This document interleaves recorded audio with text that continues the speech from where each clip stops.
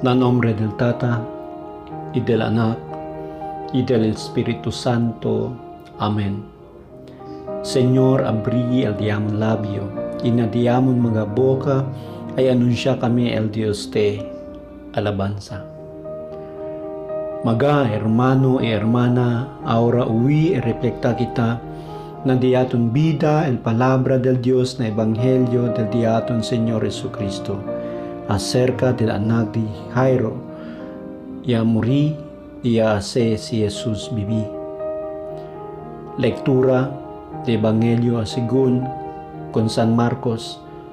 Gloria a usted, Señor.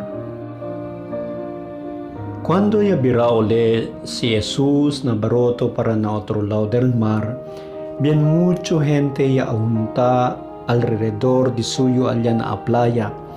Y anda también allá un oficial del sinagoga, su nombre si Jairo.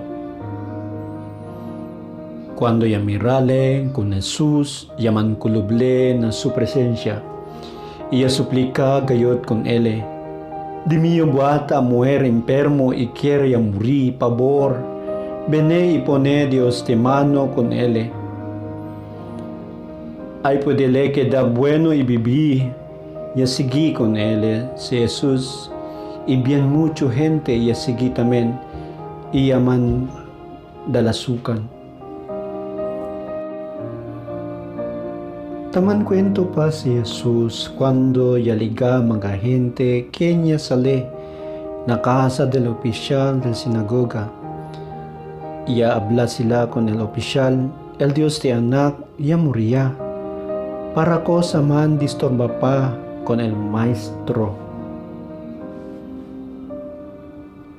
Pero si Jesus ya puede huir, cosa taman kwento sila, ya hablale con el oficial.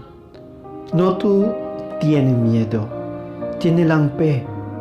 Y no es si Jesús manda ni con ninguno seguir con él, fuera lang si Pedro, si Santiago y si Juan, el hermano de Santiago.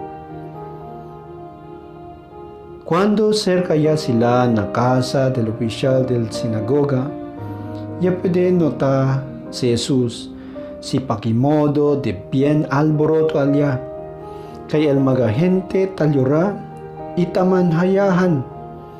Gayon, ya entra si Jesús y habla kanila, ¿por qué man ustedes talyura?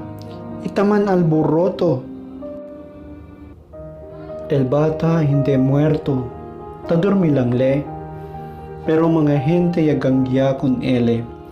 Entonces ya manda si Jesús con todo kanila sale, pero el tata y nana del bata y con el de suyo magauban ya manda sigi con él y entra sila todo donde acostado el bata.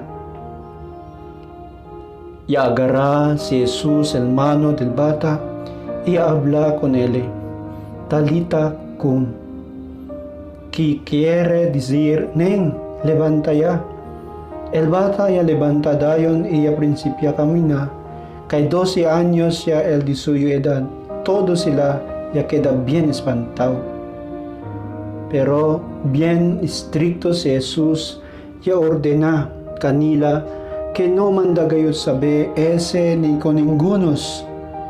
Y ya mandale kanila dale con el bata masking cosa para comer. Este amo el Evangelio del diaton Señor Jesucristo. Taalaba kami con usted, Señor Jesucristo. Na este momento, dale kita 30 segundos de silencio para reflectar kita na diaton vida, el palabra del Dios, na Evangelio del diaton Señor Jesucristo. Ya uwi kita.